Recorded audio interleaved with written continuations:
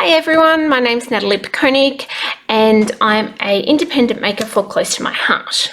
Today we are playing with the Eat, Play, Love collection, which I'm flicking through here below. And if you did not get a chance to see that first layout that I created, check out the playlist below and have a look at that one.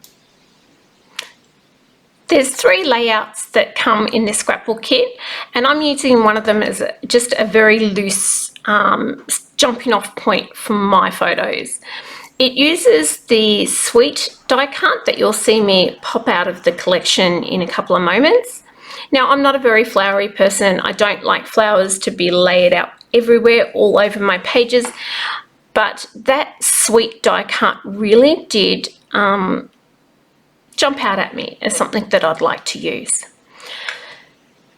But when I'm thinking about using it, I'm not an overly flower person, which surprisingly with this collection, I really love this collection with all the flowers there, but I don't love flowers just splattered everywhere on my layouts. I decided the best option for me is to cut the top layer and take the top bit of that off, see if I like it, and then I can go ahead and cut the bottom layer if I really do. If I just cut both layers and change my mind, it's going to be a lot harder to put back together. So by doing this, I'm sort of guaranteeing that if I don't like it, I can fix the problem a little bit easier. I have a bit of a look and I decide I do like it and that I'm going to glue that down. So I'm going to go ahead here, add a heap of glue to the back of that die cut. Add lots of little dots. There's lots of fine things there, so I don't want to have that lift up at any stage. I get that in place and I decide I do like that and that I am going to take the top half off. So you'll see me have a little look and decide to go ahead and cut that other piece off. The top layer adds a little bit of dimension and layering on this die cut. It's also grey, so it gives a little bit of a different colour through there and hides that stark white part of the die cut. Here I'm just cutting off the zip strip off the back of that paper, and I'm going to cut a second zip strip in a moment and start shuffling my photos around to see where I would like them. I haven't decided whether I want the flowers at the top or the bottom. I'm just seeing what I like, whether I like those flowers there, and then I will make a couple of dramatic changes to the layout. I've turned that around and I really like the shields. I like the way the shields look, but I really like the back of the paper as well. You see me turn it over here and I really like all those little icon-y bits and pieces, and I want to save some of that. So I make this dramatic decision to cut around the shield and save some of those little bits and pieces. Wish me luck, guys, because this could end in disaster. So once I've cut that out, I am going to have a little look at some white paper and what I can do to fill that shielding in the back. So I get to the end here. I've kept the flowers on the corner just for the time being, and I'm going to bring in some white paper. Now this is where I go a little bit off track. I make a few mistakes and waste a little bit of paper. I'm going to trace around the shield, and I do 2 of these. So I don't actually need 2 in the end. And after I've traced it around it, I'm cutting them out. Once it's cut out, I actually go in with a little bit of, I believe it might have been Lagoon ink, and done a little bit of ink blending, thinking that it would soften those edges up, but I really disliked it. I didn't like it at all. So I then turn that back over and use the white side. I like how crisp the white side is. I like how vibrant it is against the blue. So I decide that's the way I wanted to keep those. So one piece of the shield gets sort of thrust aside. The other piece I use on the right hand side. The right hand paper is the exclusive polka dot paper that's in the scrapbooking kit. it's only available in there. It does mimic the paper on the left-hand side, which is in the paper pack, but it does not have anything on the reverse. It's just blank on the reverse. So I'm looking at the photos again, and here I decide that I'm going to turn the flowers down so that they're in the corner next to each other. So you'll see me swing around that right-hand page as well and have that along the bottom. And I'm liking that all that colour is together down the bottom there. Not as many distractions at the top.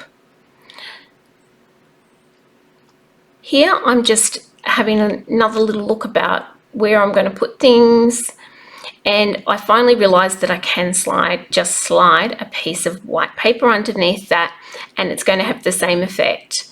So I've done that, and I'm going to then trim out the other flowers that were in the corner from the shield.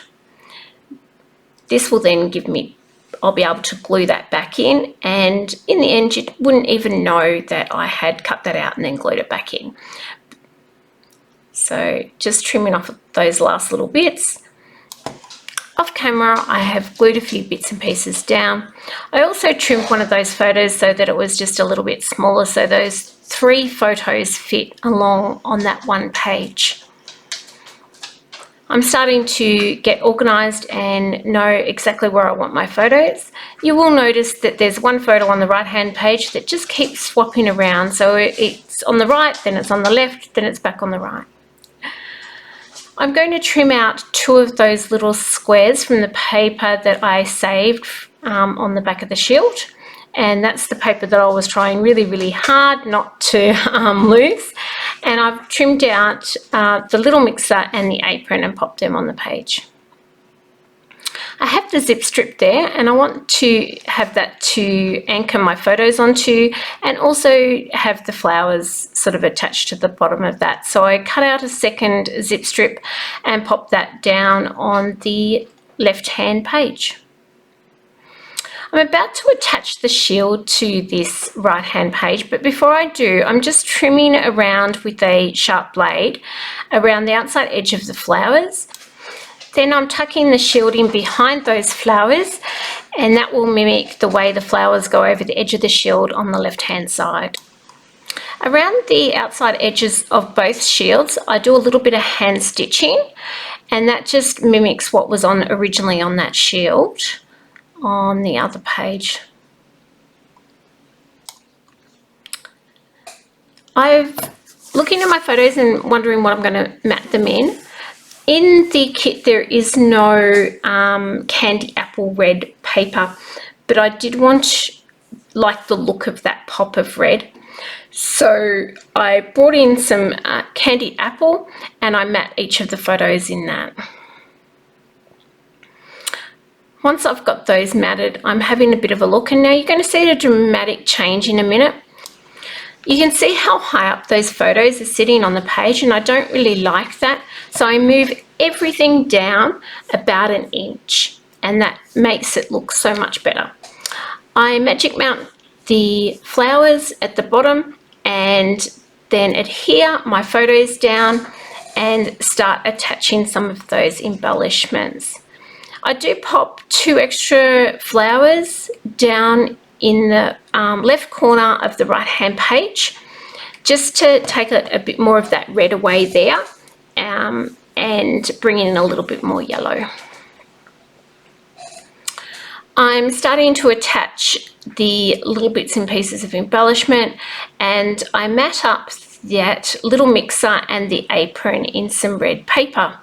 This just adds some a little bit of colour on those and make them stand out just that little bit more. I mount that one underneath the flowers. I'll later come back and move that, but for now I am happy with where it is. And do the same with this. So pop a little bit of a border of that candy apple red and pop it up over the top of that photo.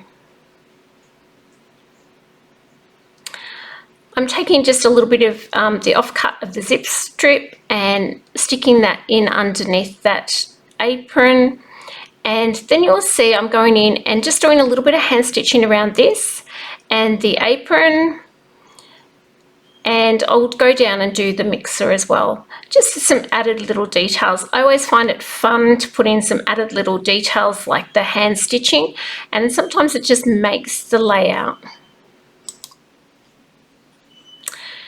Add in some flowers in there and pop in a little tag and a couple of other little bits of embellishments around, a heart. And this is really getting into the finer details of the embellishments and just adding those little sprinkles that we all like to add on our layouts. These are the chipboard pieces or heavy wood pieces that come in the kit, and they are so cute. You can see them up the top there with the little details on them, and they are super cute, those embellishments. So I've put 2 up in that cluster, and now I'm thinking that I need something down there just to break up along the line of flowers.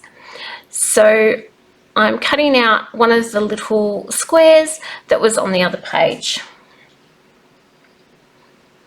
I'm going to pop that just there and add a couple of tiny little embellishments around it.